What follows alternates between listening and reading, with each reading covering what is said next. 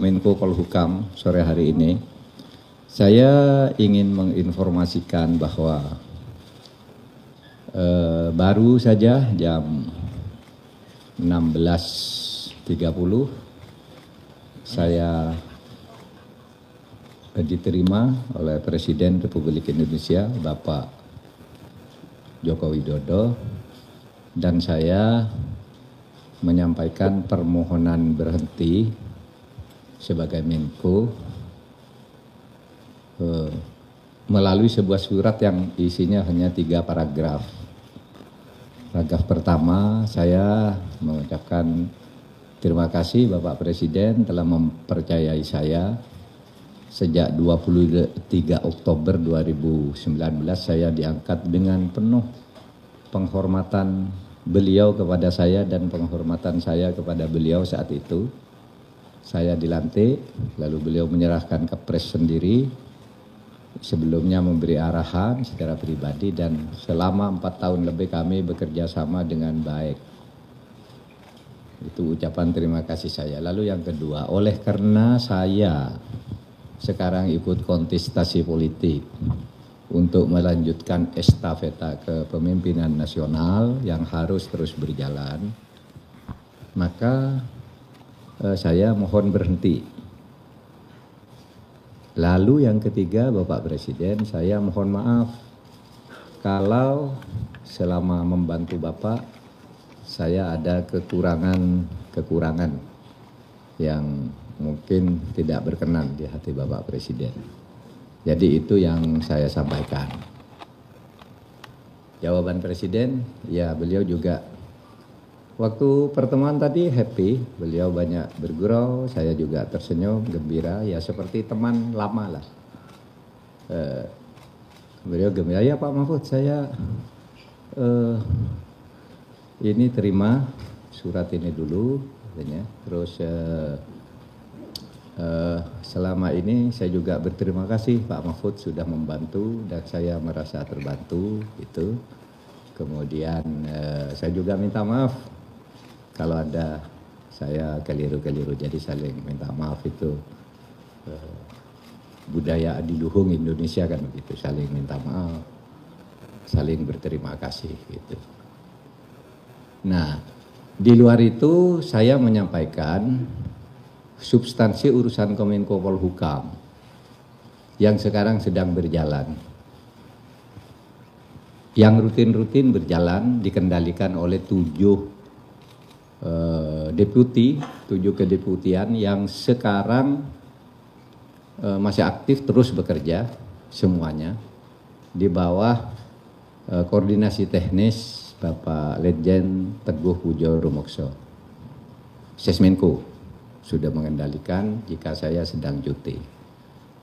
Nah, semuanya berjalan baik, tapi ada 3 hal saya beri catatan yang perlu dilanjutkan karena ada impres dari Presiden sendiri, yaitu 1 tentang hutang BLBI. Saya katakan Bapak pernah memberi impres kepada kami untuk mulai menagih hutang tunggaan BLBI. Waktu itu jumlahnya 111 triliun, 110 triliun lebih, 111 triliun lah. Dalam 1,5 tahun kami bekerja, sekarang ini sudah terkumpul tagihan yang sudah ada di tangan kami sebesar 35,7 triliun. Yang kalau dihitung dengan persentase itu 31,8%.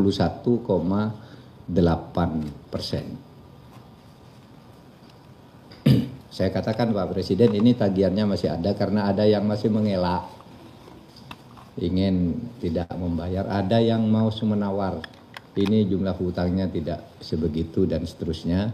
Saya katakan ini sudah kami tutup, yang sudah bayar ini sudah selesai, yang sisanya tetap harus ditagih Bapak Presiden karena itu berdasar impres. Itu 1 yang saya sampaikan tentang dana BLBI. Jadi dana BLBI itu harus kita tagih karena itu orang ngeplang itu terhadap uang negara. Kemudian berikutnya yang saya sampaikan tentang penyelesaian HAM berat di masa lalu yang memfokuskan pada sudut korban. Saya katakan penyelesaian HAM, pelanggaran HAM berat masa lalu ada 12, itu secara hukum sangat sulit, itu biar hukumnya berjalan, nanti dibicarakan oleh pemerintah atau Kemenko Polhukam berikutnya. Tapi yang sudah diselesaikan oleh Kemenko Polhukam atas impres juga, yaitu penyelesaian di luar, penyelesaian non-yudisial, yaitu yang khusus untuk korbannya bukan pelakunya. Saya katakan, Presiden, Perserikatan Bangsa-Bangsa kali ini, saya sudah belasan tahun tidak pernah memuji Indonesia, kali ini berpidato resmi menghargai pemerintah Indonesia yang telah melakukan langkah penyelesaian HAM dari sudut korban. Pelaku masih terus dicari, tapi korbannya disantuni lebih dulu. Itu resmi Dewan HAM PBB menyampaikan pidatonya, memberi penghargaan kepada Presiden Jokowi dari Republik Indonesia yang telah melangkah maju dalam penyelesaian HAM. Bahkan dalam 3 kali sidang HAM berturut-turut selama 3 tahun, waktu saya jadi Menko Polhukam, itu Indonesia tidak pernah disebut lagi oleh Dewan HAM PBB sebagai negara yang bermasalah. Sebelumnya selalu disebut.